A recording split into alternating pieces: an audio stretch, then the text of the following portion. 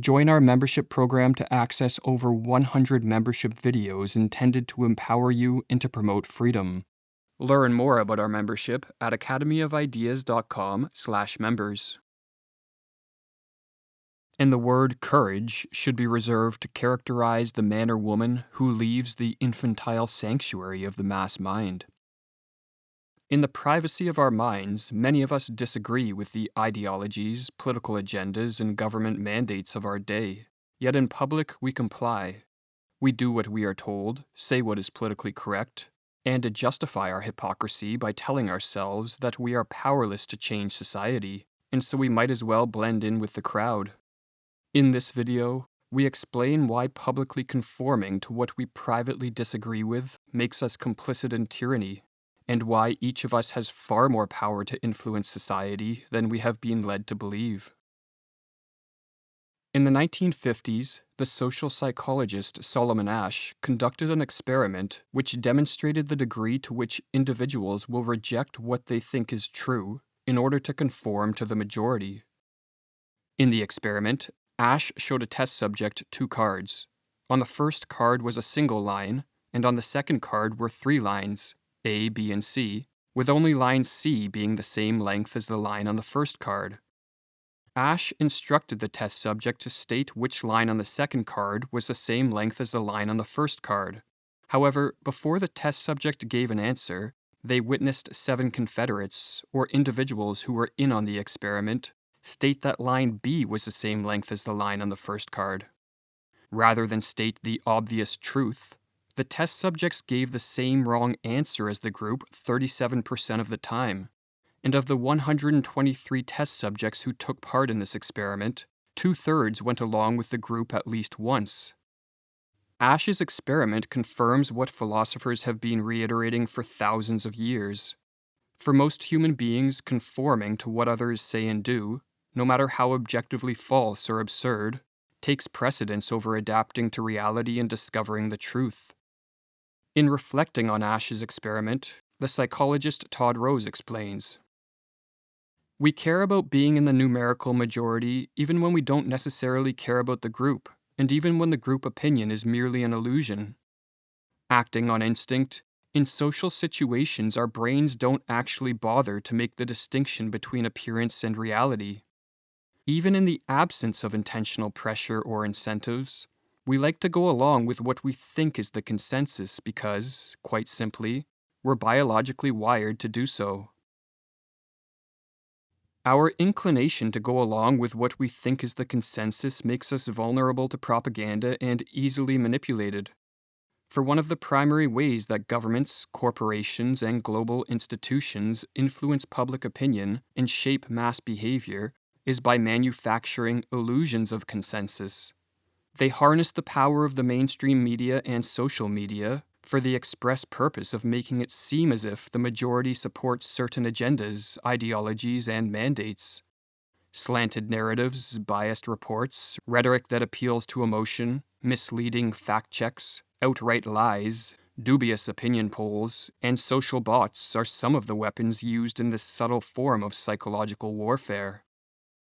Todd Rose heads an organization which investigates the misconceptions that people hold regarding what is the consensus on social and political issues, and as he explains, name anything that truly matters to you, and I'll wager that you are flat out wrong about what the majority of people really think about at least half of them, and that's being generous.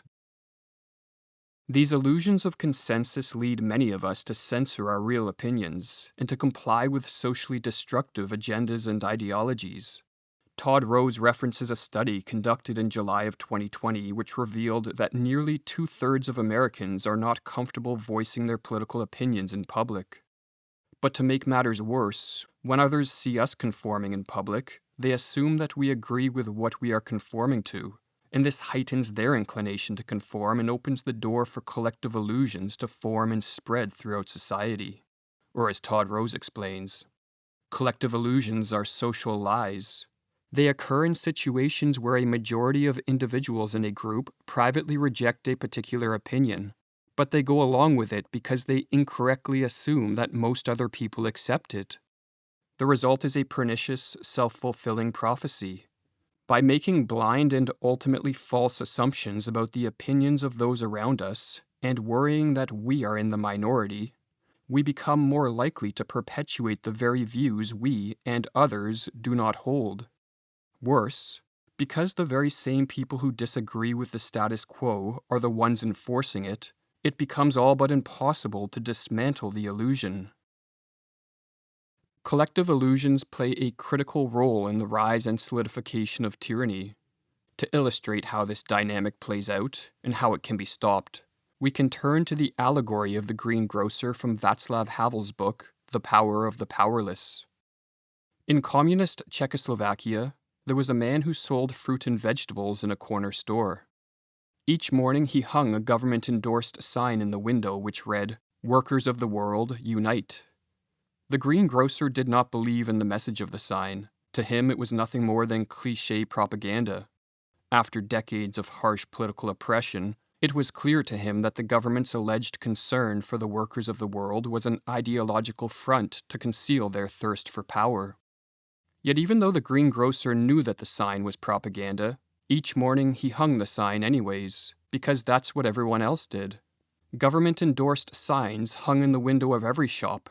They formed a part of what Václav Havel called the panorama of everyday life, which helped to create and sustain the collective illusion that the majority supported the government. And it was this collective illusion of consensus, more than any other factor, which secured mass compliance.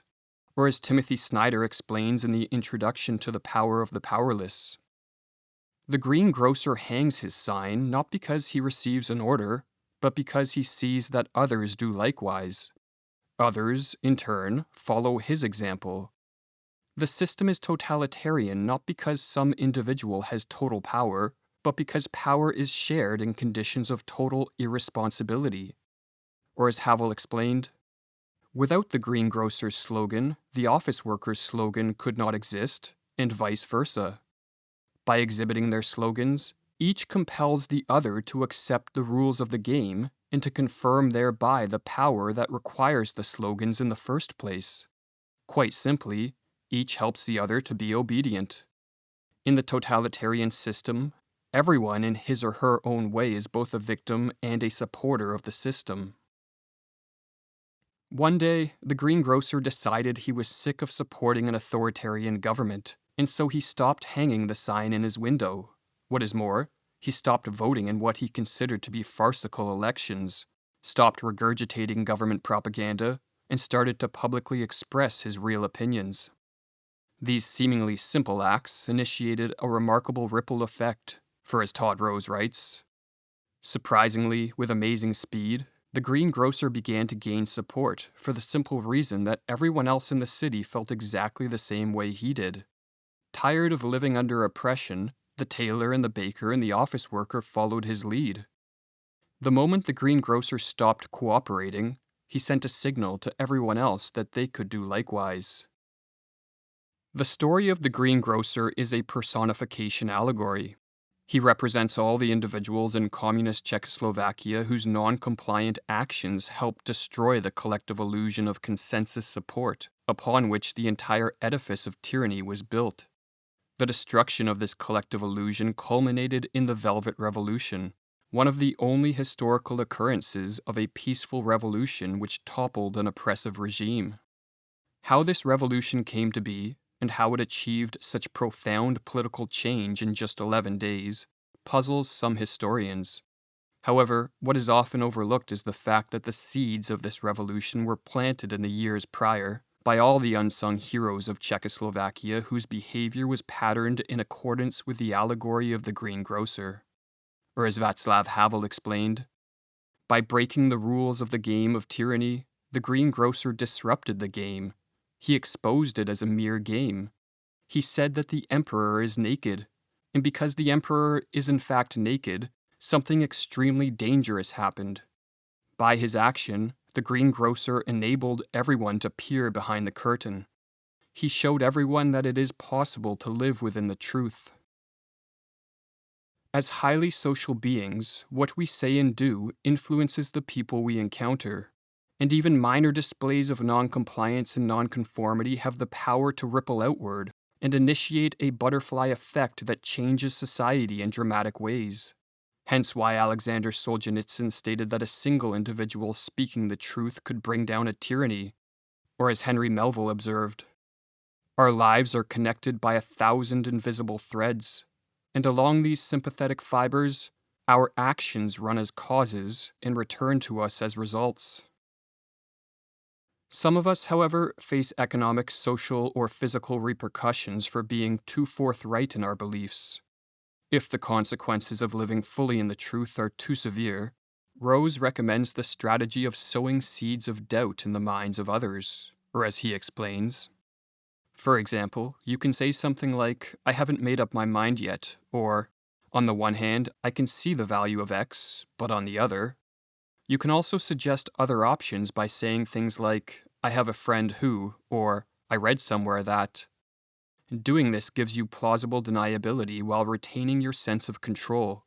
It also offers an escape hatch for others who have been afraid to speak up. Often all it takes is a single spark of ambivalence or mixed opinion.